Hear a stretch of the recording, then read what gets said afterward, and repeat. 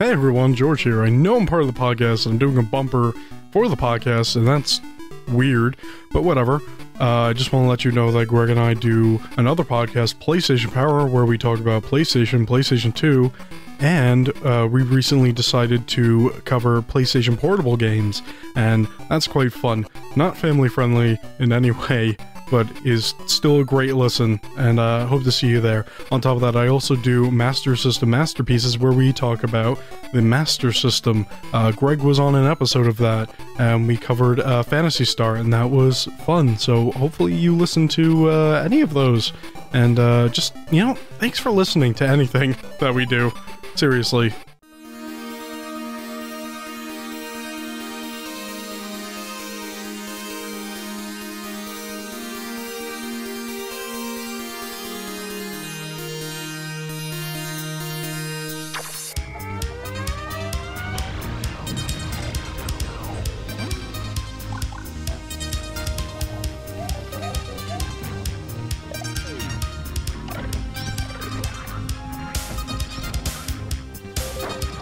At $200, a Super Nintendo setup costs twice as much as the old system.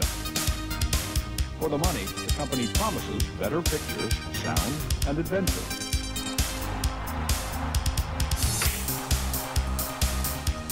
Now you're playing with power, superpower. You're the king, I tell you! The king! Only for Super NES.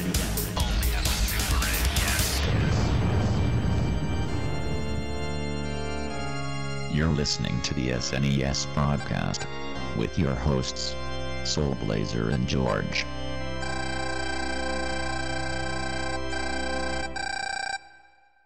Hello, welcome to Super NES podcast. I'm Greg, joined by always by my usual co-host George. This game scarred me. This game's a beast. This is episode number 94 of this podcast. My turn to pick, and we're covering the Super NES port of Total Carnage, which is a port of an arcade game developed by Midway, with the Super NES version being developed by Black Pearl Software and published by Malibu Games in November of 1993 for Super NES in North America and Europe. Yes, this is a very interesting, if flawed game, I think. I do have some history with this game, but you hadn't played this before in any version before this podcast. Alright, George? Nope. Right. Well, this is the spiritual sequel to Smash TV, which you probably can tell right away from playing it. Mm-hmm. You have played Smash TV at least, right? Yeah. Yeah, this game is a lot in common with Smash TV, so... But anyway, yeah, so I think since we've been covering some pretty heavy games recently, that maybe doing a more fun, kind of breezy shooter might be the way to go. But I forgot, I had not played this version of the game before. I'm familiar with the arcade version of the game because it came out in the arcades in time when I was hanging out in arcades during my high school years back in the early 90s. But the Super NES version of the game is a very good port, but I forgot how frustrating and difficult that this game is. Yeah. I mean, this game was designed in arcades to be a serious quarter muncher, and the Super NES version of the game keeps that. Yeah, it was really weird. We had to have a guy install, a quarter slot into the SNES. It was really odd.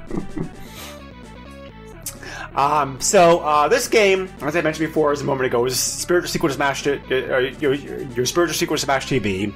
A lot of the same people worked on it. Some very famous people in the industry had their hands in this game. The designer of it was Mark Trammell, who designed also Smash TV. After this game, he went on to design the NBA Jam series. So also, some other games.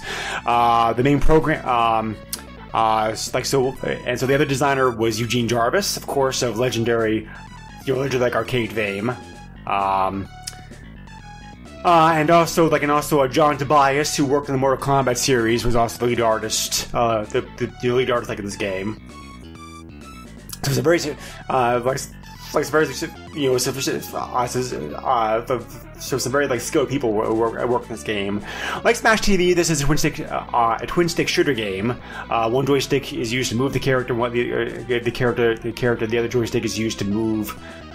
The other joystick is used to fire the gun, I should say. When we covered Smash TV on this podcast way back when, which is an early episode because George wasn't even on the podcast yet. Who's we? I should have looked it up. I had a guest host with me on the podcast. I apologize. I apologize for not looking this up beforehand. But there was a guest host I had on the show talking about Smash TV for that episode. The Super NES version of the game got around the twin stick problem by having the pad move the character and the 4 buttons fire the gun on those angles. So it's a very good use of the controller, in that game to be able to get around the twin stick, the twin stick issue. And just to make a note, you had Christian on from the Atari Lynx Game by Game podcast. Yes, that's right. Yeah, I miss Christian. Yeah, he's been super busy these days because of his military service and whatnot. He still wants to get he still wants to do the Lynx podcast, just real life like and all. So yeah, but do what you can, Christian. We understand. So. But anyway, yeah, so the controls of this game are very similar, because of that. So this game was not quite as popular as Smash TV, so it did not get as many home ports as Smash TV did. Besides the Super NES version of the game also got ported to the Game Boy, which I can only imagine must have been a nightmare to play. Why would you say that, Greg? Because the Game Boy is not really built for a game of this style. Why not? You got the 2 joysticks and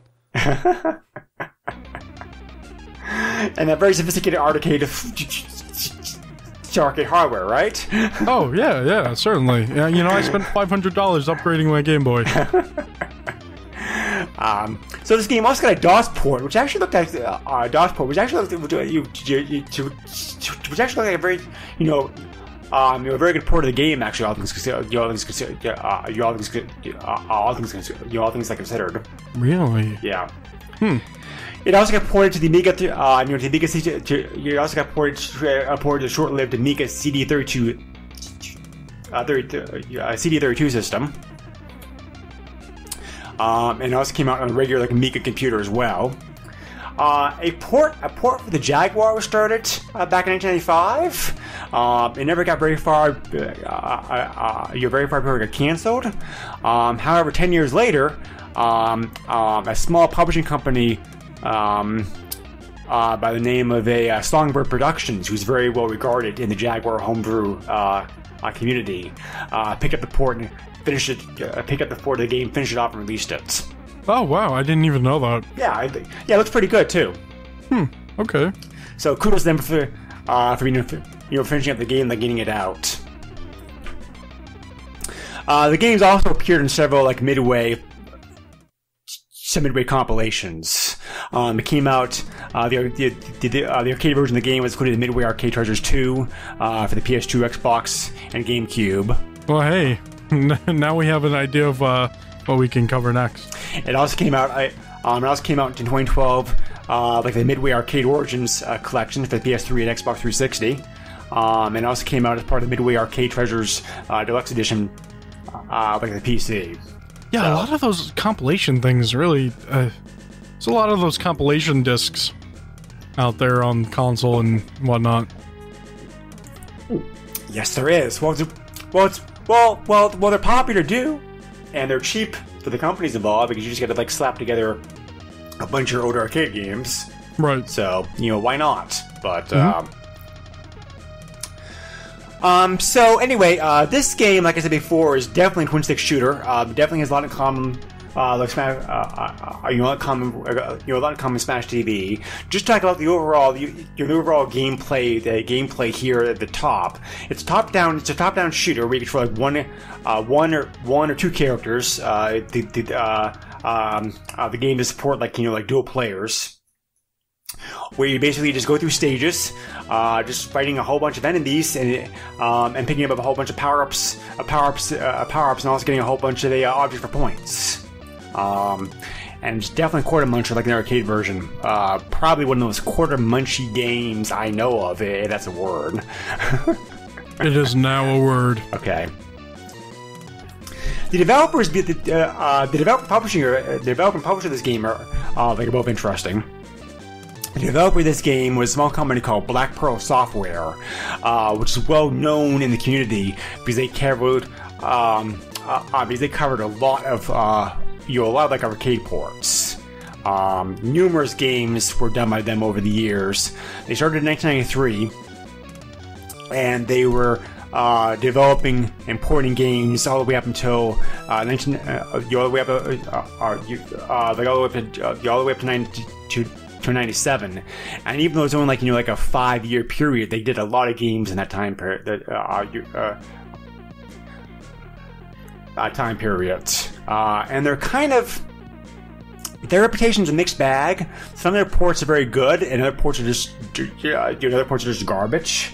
So, I think Black Pearl Software probably gets a bit more hate than it deserves, but because like a lot of developers, I'm sure they were operating on a very tight time frame, limited budget, and a lot of pressures from the publishers or the the right holders to get something out ASAP and whatnot. So I don't think they deserve all the hate that they get. But their track record, but to be fair, their track record over the years is definitely mixed. They're most well known for covering the Super Star Wars games on the Super NES. They're the main developers slightly behind that series. Which you can now play on your PlayStation 4. Yes, I saw that. That's weird. Isn't that just so weird? Yeah. Oh man. They also handled like a lot of the Strike games, Desert Strike, Urban Strike, Jungle Strike. A lot of the EA Sports titles were done by them, FIFA, Madden, etc. So just I never heard of etc. How's that gameplay? Pretty good. SimCity 2000 was done by them. Ooh. So yeah, mostly ports. Malibu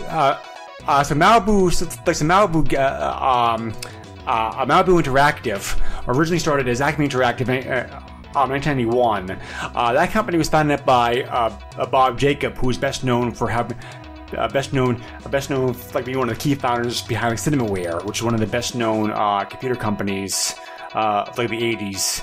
A lot of legendary games like the Amiga. So he eventually left Cinemaware and Cinemaware like from Malibu. They also had a comics branch.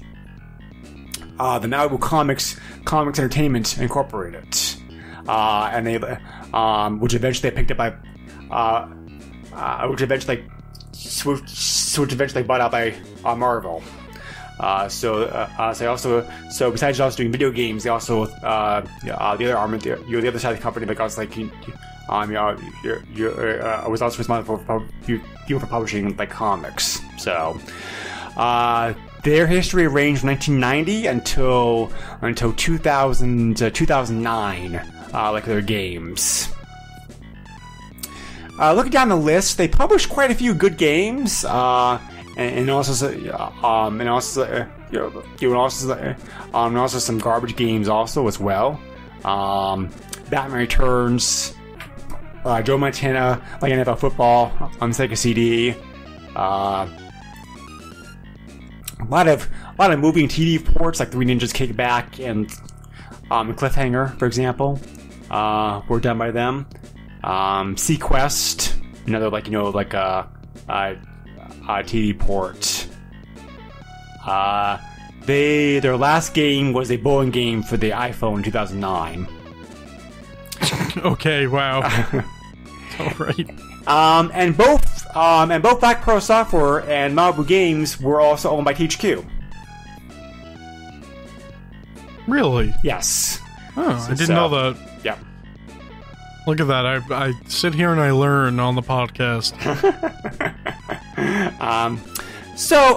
This game is a very good port of the Super NES version of the game is a very good port like the arcade. Very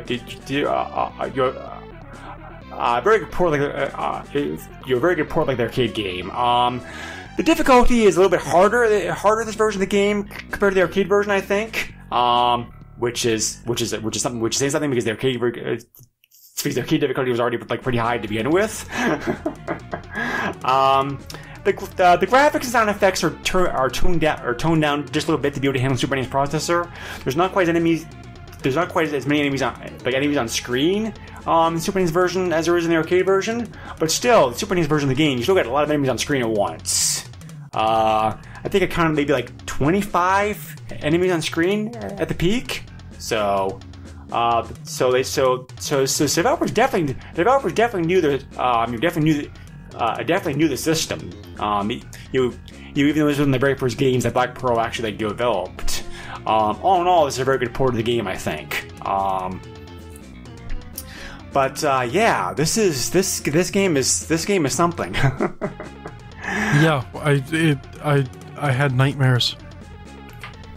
Not good nightmares, I'm assuming. Is there such thing as good nightmares? It depends, but it depends how you define it, I think. What are you talking about? I've never heard of a good nightmare before. So like Smash TV, this is also a very good dream. I'm getting chased by somebody with a knife. I love this. So like Smash TV, this game is a very tongue-in-cheek, over-the-top story. There's a Middle Eastern, there's a dictator like the Middle East, which is obviously in Iraq, like although they're not even you're calling it Iraq because of course they're making fun of like Iraq and Saddam Hussein. Again, you got to remember that this game came out in 1993, so it's weird how kind of relevant it can be still. Yep. Yeah. So General like Agboob. Who's seriously, that's seriously his name. Yeah, no, I know. That's the way I reacted when I first saw his name. The year 1999. His country recently did a war. Lots of reporters go to the country trying to get a scoop.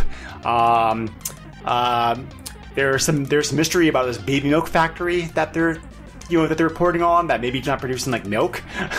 But are they producing babies? They're producing monsters and mutants apparently because that's close enough to babies, right? That's what babies are, right? Because you were sent in by the U.S. government to rescue the hostages, like all these reporters, and also find out what's going on here. So, you play there's Captain Carnage or Major Mayhem, your typical 80s style, bare-shirted, gung-ho, strong muscle, Rambo-style characters. Right. And you have to, and you're the Doomsday Squad, and you have to go into invade his country, take out the base, wipe out his forces, destroy the mutants, rescue the hostages, and at the end of the game, capture the dictator himself. So, again, which I didn't get to do.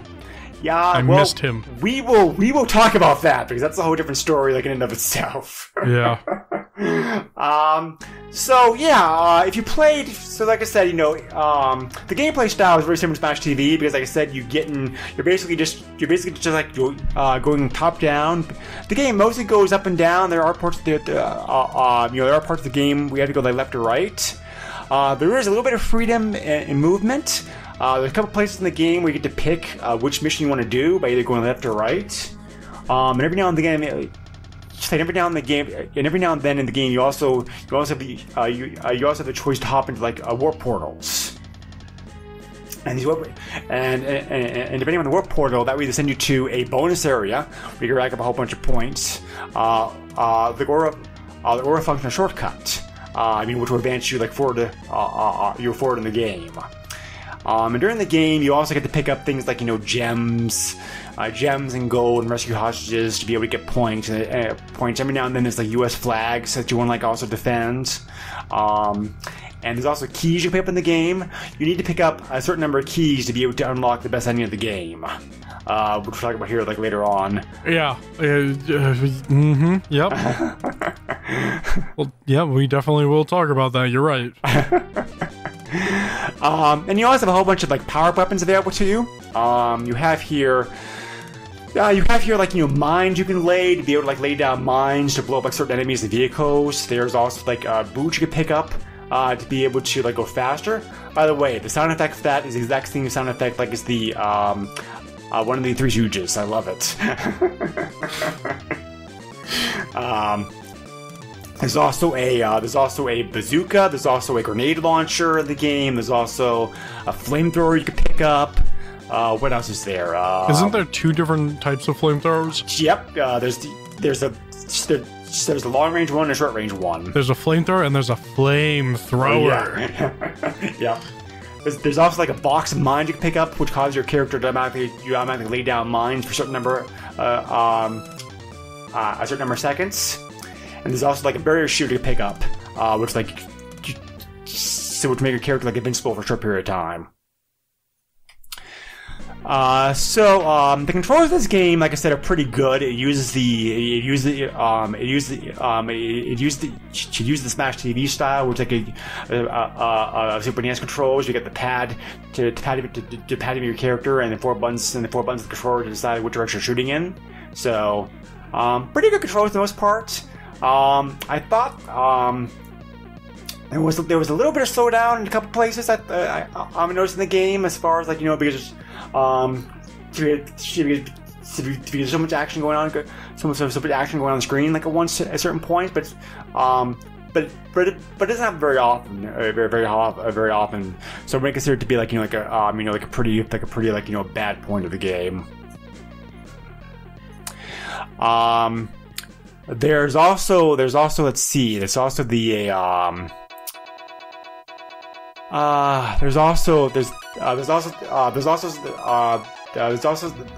some boss fights, including the mother of all boss battles, which are appropriately named. Mm-hmm. He is a tough SOB to bring down. You're especially playing by yourself. Not unless you got cheat codes. Cheat codes are great. Yep, we'll talk about those later on. I cheated so I could get to the end of this game, I'll be honest with you. Yeah, this game encourages cheating because it's very frustrating. It is. It's so difficult. It's very, very difficult, yep. I don't know why they felt the need to make Super NES version of the game harder, but they did. So, that's so weird. I have a question for you. The arcade, was the shooting 8 ways as well? Yes. Like I said, it's one-stick shooter, so one stick moved your character, and the other stick shot the gun. Oh, that's so annoying, because it's just... Because, like, obviously, you know, newer games, they're not just A-way, they're basically wherever you point, but... Right. You know, obviously there's limitations to older hardware. Yep. It's just, I just wasn't used to that, so... You know, There's that, but, yeah, shooting with the buttons is weird. Well, but it's like it's weird, yeah. But it's more accurate than having a stick that only goes 8 ways. Oh yeah, I mean, like, so yeah. Like I said before, back in the Smack TV episode, the developers did the best job they could to port the game to control, considering that twin-stick shooter joysticks didn't exist in 1993. I mean, like, you know, yeah. I mean, you just didn't have the option. So, I mean, they did the best they could. You know, like the hardware, and I think overall, I think they did a pretty good job.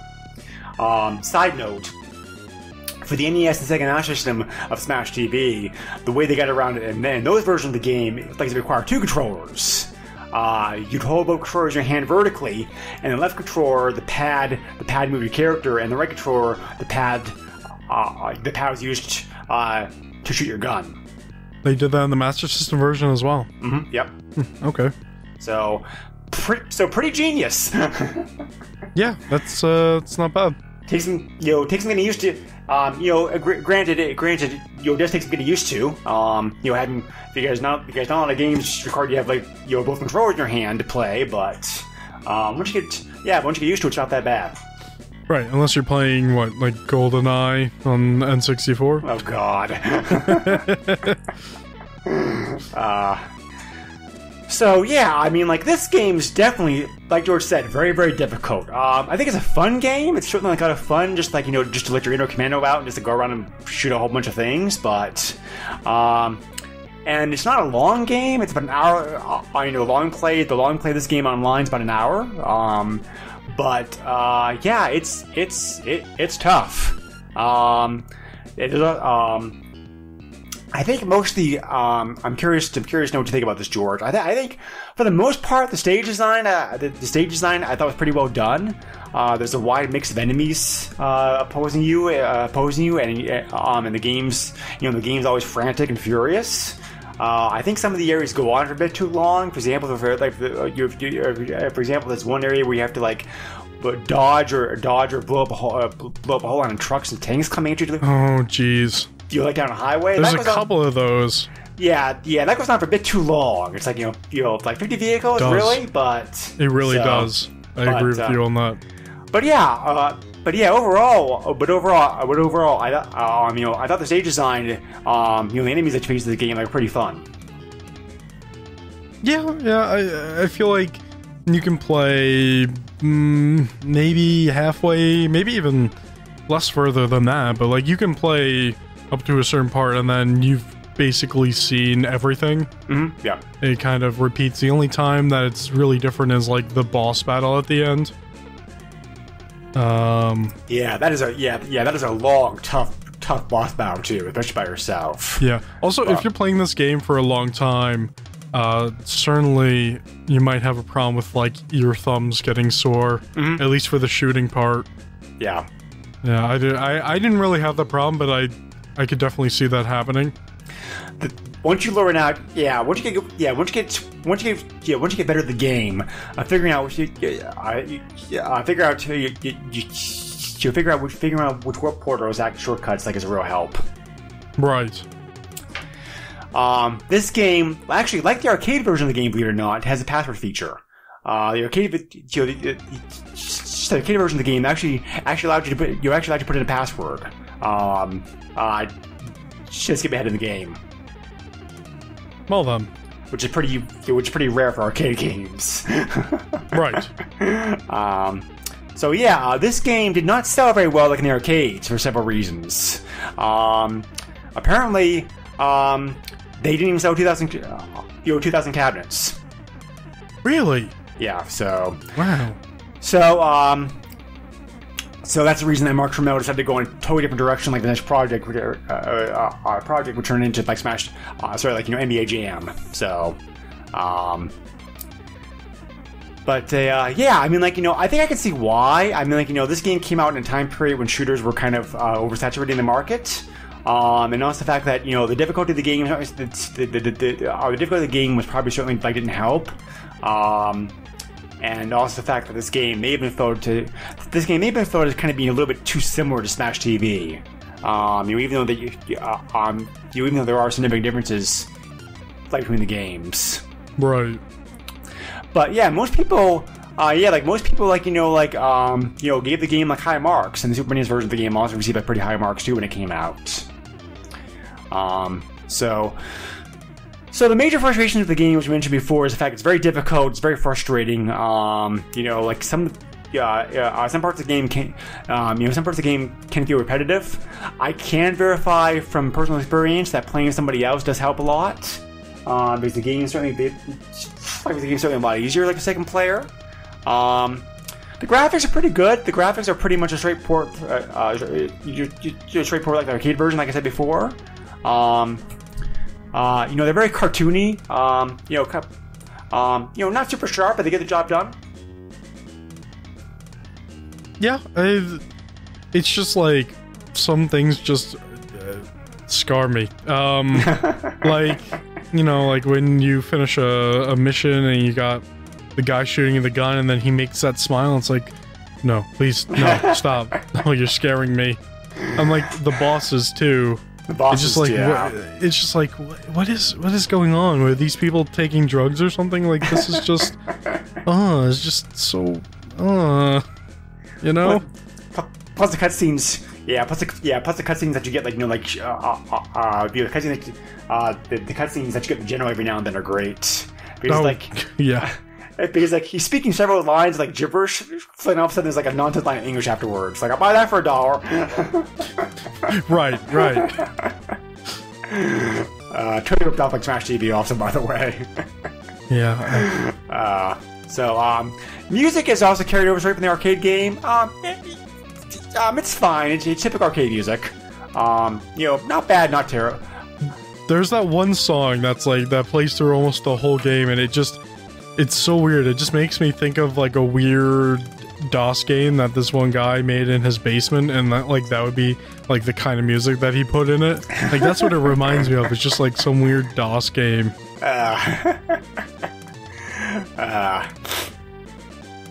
So there's a famous bug also like in the arcade version of this game. Of course there is. That was fixed for the Super NES version of the game, though. Thank God. We've talked about this a little bit before. The ending of this game. There's 3 different endings of this game depending on what you do. 2 of these endings involve whether you capture the general at the end or allow him to escape. We will talk about that aspect here in a little bit. The third ending of the game is the Pleasure Dome, which is a direct rip-off from Smash TV's hidden ending, because the hidden ending of Smash TV also involved the Pleasure Dome. And like Smash TV, in order to access the Pleasure Dome in this game, you have to capture a certain number of keys, which is not easy to get. You have to get 120 keys to be able to unlock the unlock Pleasure Dome. Is it worth it? Well, yes and no. I mean, you can see the ending online. I'll take the no part and I'll listen to you. It's very difficult to get. We'll talk about this a little bit more here on. But if you get all 120 keys, after the game's over, there'll be an extra scene where you can see this Pleasure Dome, and you see the 2 characters of this game join the 2 heroes of Smash TV. In the Pleasure Dome, surrounded by beautiful women and riches and gold and that kind of stuff. And then and the graduating message is okay, you've done a great job, you've unlocked enough keys, you're gonna get to join the Smash TV brothers and eternal pleasure, blah blah blah, that kind of stuff. So no, it's not worth it. So in the original, the original arcade version of the game. There was the bad ending would show the same screen. It would show you part of the Pleasure Dome screen, not all of it, but show the entrance. But show the entrance to the Pleasure Dome. The Pleasure Dome to tease you, what you get if you get enough keys. It also had a message challenging the player to collect all to collect all the treasures. However, a bug in the game caused the good ending to be displayed with the bad ending text. So what? Yeah, so if you got all the keys and you got the Pleasure Dome, you saw the Pleasure Dome screen, but the text the game was giving you made you sound like you didn't get the Pleasure Dome. So it was very confusing. So, and apparently nobody at Midway knew what the bug. I know they were trying. I think they were working on the 2012 port of the game for the Midway Arcade Origins collection. So, the programmer Mark Trammell was brought in to work on it, and he said he said in an interview that he remembers writing code for both endings, and the code worked. But he wasn't sure why the code was changed. We didn't know why the bug got introduced. He was thinking that perhaps he might have kept the bug in as a joke on players. He wasn't sure, so they decided. That's a cruel joke. So they decided not to fix the bug. So the arcade version, like all the ports of the arcade game in this collection, still have the bug in it. Yay!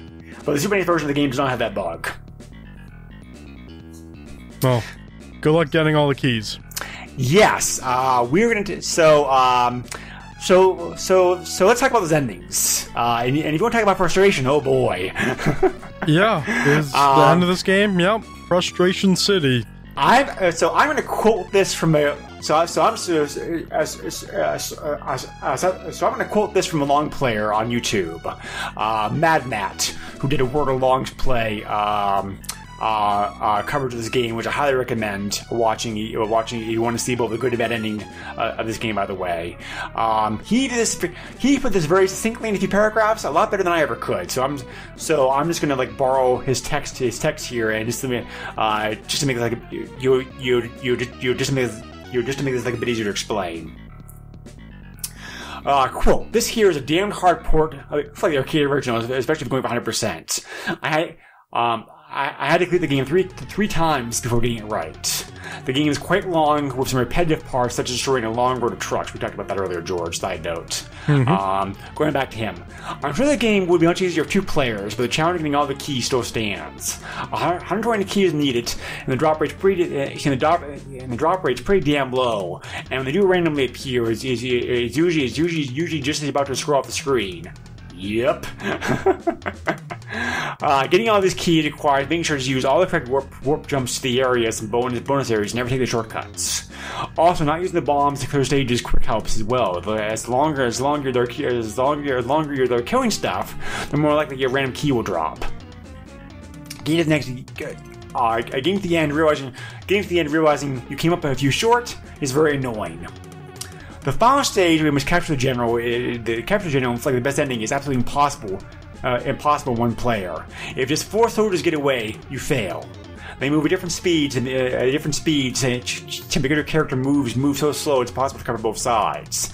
I had to plug in pad 2, and for one player in each hand to finally make it to the final bit. Ooh. If I knew beforehand how much effort it was going to take to get the perfect ending, I probably wouldn't bother doing this in the first place. So, end quote. So, yeah! He's right. You cannot do the ending. You cannot get the best ending of the game by yourself because it's impossible to cover both sides. Great. That's good to know. So, you want to talk about frustration? Yeah, there's a, so not only do you have the frustration of trying to get 120 keys, like the best ending, there's also frustration, like, about not being able to capture the general. So, yeah, his long play on here shows, like, both endings, so it's highly, highly recommend it. So, yeah, I mean, like, they kept that from the arcade version of the game, granted, but I don't understand. I understand wanting to keep the game difficult to encourage players to keep playing it because the home version of the game is supposed to be the quarter muncher, but I don't understand why I had to. But I don't understand why I had to keep the difficulty of the game for the endings to be so high. Yeah. So yeah, so I definitely agree with you 100% there, George. George. It's very frustrating. I don't think it's a fun game, but the kind of game you want to pick up and play for a while. Then you finally get pissed off at it after a while. Put the game down and never touch it again for like about a year or so. Yeah, I don't think I want to come back to this game. I don't care about the ending. I beat it, whatever. Yeah. So overall, what do you think about the game as far as the besides the as far as the gameplay and fun factor itself, besides the insane difficulty? It's a cool game, but it just eventually just gets tedious. Yeah, it does. Yeah, it's probably a better idea to play with somebody else. It definitely is, yeah. I never played the Super NES version of the game 2 players. I definitely spent a lot of time playing the game with a friend back in the arcades, and definitely a lot better 2 players. Yeah, it's probably something cool to like sit down and just get together with somebody and play. But yeah, it's so difficult, and like especially the end boss there. But like it's weird because this game is just really short too. It's the only reason why you probably sit there for hours playing the game is because you keep running out of lives. Yes. Yeah. What was the name of that boss? The mother of all bosses. What the heck was his name again? I don't know. Yeah. He takes a lot of lives. They all take a lot of lives. There's just so much because, like, there are scenarios where there are guys constantly spawning out of the sludge, the slime or whatever, the radioactive goop or whatever. And then on top of that, you got these big guys coming out of crates, and then you have these bombs that are dropping from the sky, and if you don't disarm those, they kill you. Yep. And then, you know, on top of that, it's just like, you know what, let's put electric obstacles there so when you step on it or near it, you're dead. And it's just like, dude, what? Like, this is just a little ridiculous. It's like, it's difficulty in the sense of, we're just gonna put too much there for the player. Yeah, his name is Orcus, by the way, the mother of all boss battles. Yeah. Which reminds me of the boss battles that Smash TV had, but Smash TV boss battles were not quite as difficult as this one is, I think. Because Smash TV is a very tough game, but I think this game's even harder. Yeah, I don't have too much experience with Smash TV, but I think I prefer that. I do also. I mean, you know, I like this game. You know, I had nostalgia for it. It's definitely like a fun game. I just think Smash TV was a better game. So, but still, I mean, you know, this is like a fun game to play like in short bursts, I think, because like you said, if you know what you're doing and you don't care about the best ending, you can get through the game like you'll work it through it quickly. So yeah. So yeah, I mean, like, you know, if you enjoy classic, twin-stick shooters games like this, and haven't never played it, by all means, give it a shot. You know, it's a very good arcade port. It's a fun game, and it's especially a lot better if you have somebody else to play it with. You know, the fun factor of this game definitely increases by factor 10, but your friend like plow through it with and everything. So, if you're by yourself though, be prepared for a frustrating game. You know, it's a fun game, but the long-term playability factor of this game is kind of questionable at best, I think. Mm-hmm. George, anything to say about that? I don't know what to say. I really just don't know what to say about this game. Yeah. So you mentioned cheat codes. I'm aware of 2 cheat codes like this game. I found a research on it. One of them's just a cool Easter egg kind of thing. Hidden voices that are available in the game. If you put your my high score screen, if you put your name in as Yadim, Yawdim, then push right. You'll be able to hear like various secret voices that didn't make it over like to the Super NES version of the game. That's one cheat code. There's also stage select.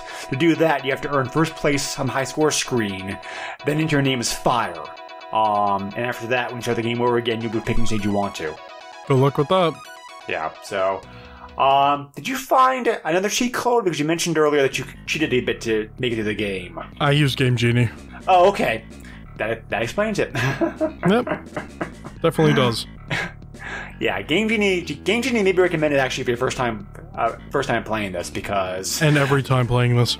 Well, I mean, eventually you can probably be good enough to get through the game on, on one continue, but. I'm not very good at these games, so I would always use Game Genie. Yeah, I'm pretty good at games like this and still very, very tough. Yeah.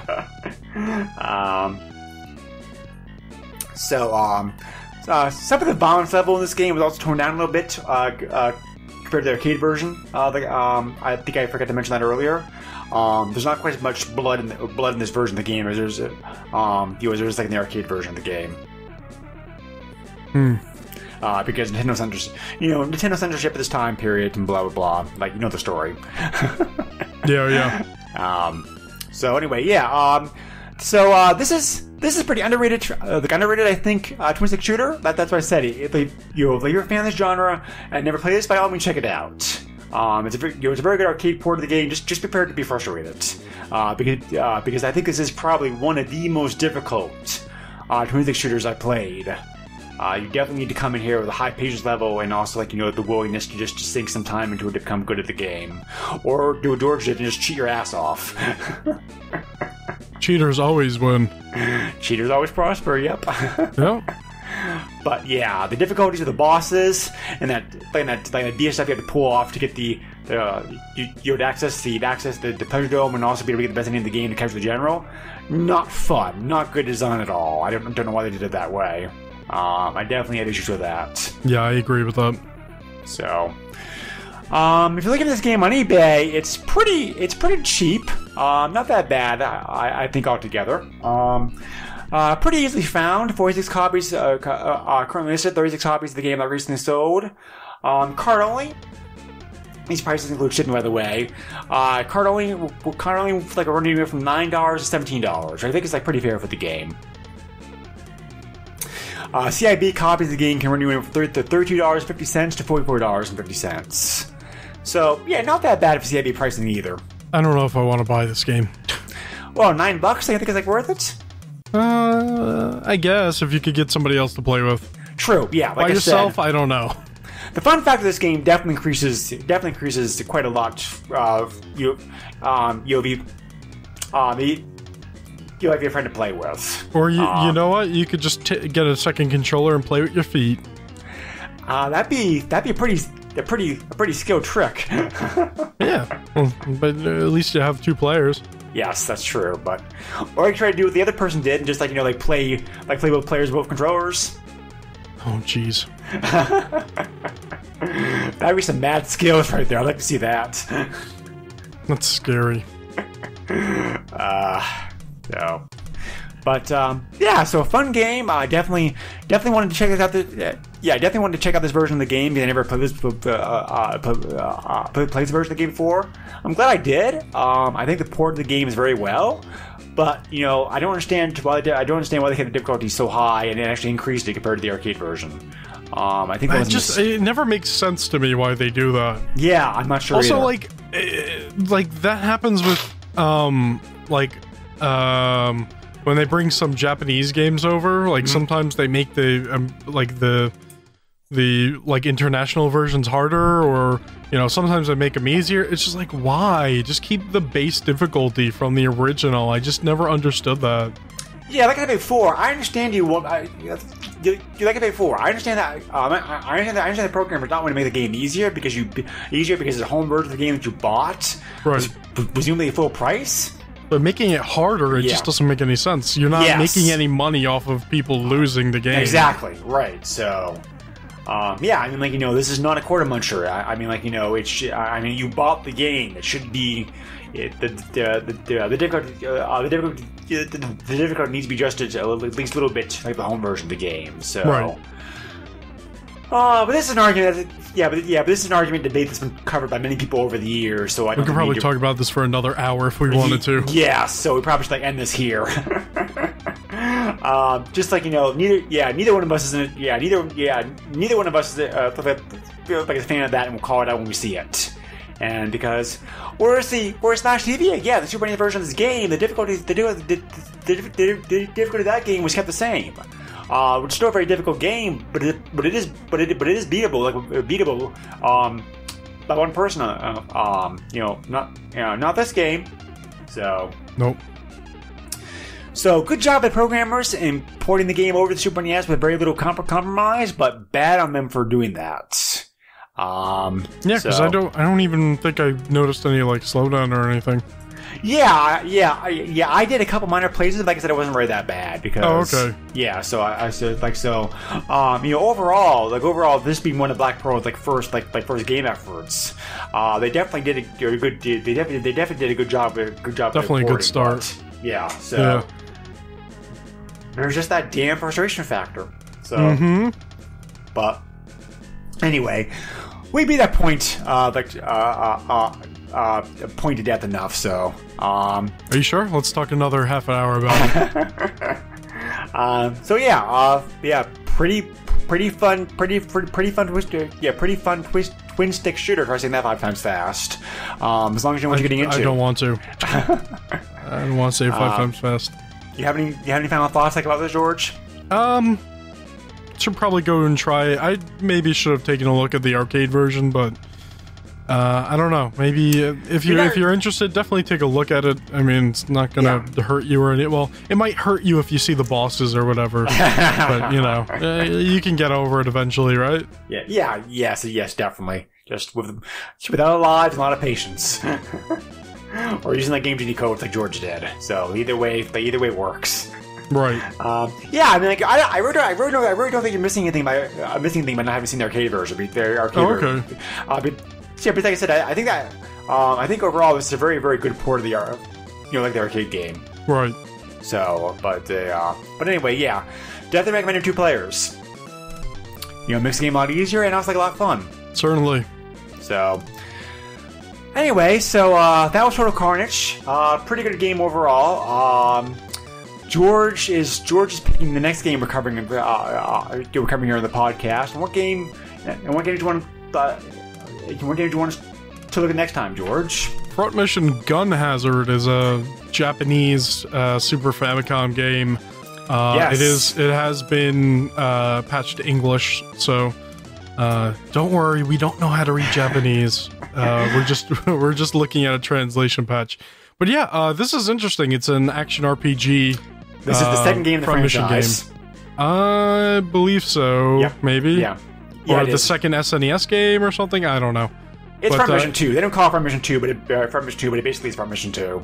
It's interesting. It's an action RPG. It's not a strategy-esque game, really. Yep.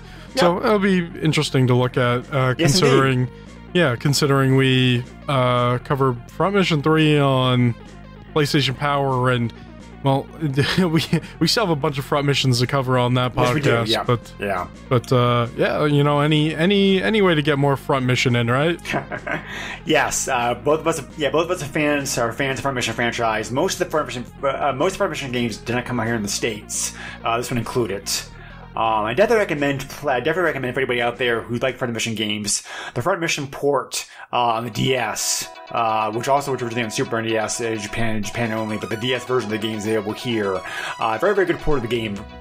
Very much worth checking out. I've not played this game though before, so I'm curious to go into it. Yeah. So we will be covering that next time. I believe this is going to be our 4th Japanese only game, if I'm doing the count correctly. So, I don't know. You know more than I do on that one. Yeah, I think that's right because we covered a Persona game, and then we covered Star Ocean, and we also covered Live a Live. So, that's true. Okay, yeah. So this is the 4th one. So anyway, as always, we very much appreciate you listening to the podcast. If you have any questions, comments, feedback, suggestions, etc., please feel free to hit us up on our Facebook page. You can also send me an email directly if you want to at the SNESpodcast@yahoo.com. We are a proud member of both the Throwback Network's Retro Junkies, where you can check out a whole bunch of other great retro-themed podcasts, both gaming and non-gaming related. And please give us a rating review on iTunes. It's very highly appreciated.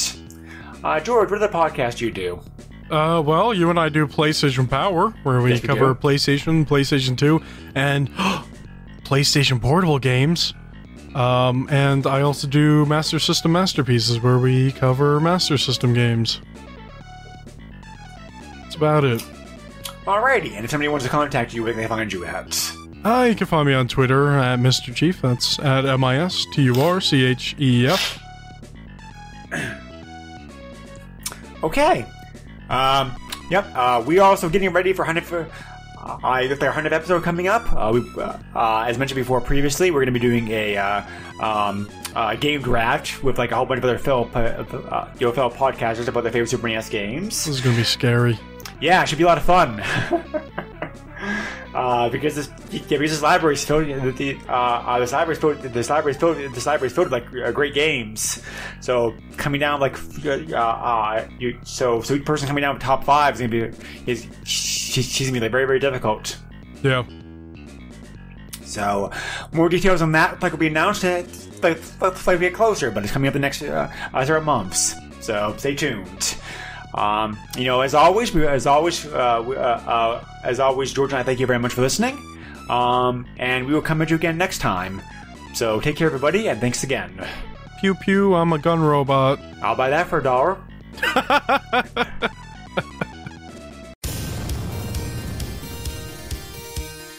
Nintendo controls 80% of the video market. But no matter how you play the game, or which game you play, things definitely have come a long way since Pac-Man. Now you're playing with power. Super power.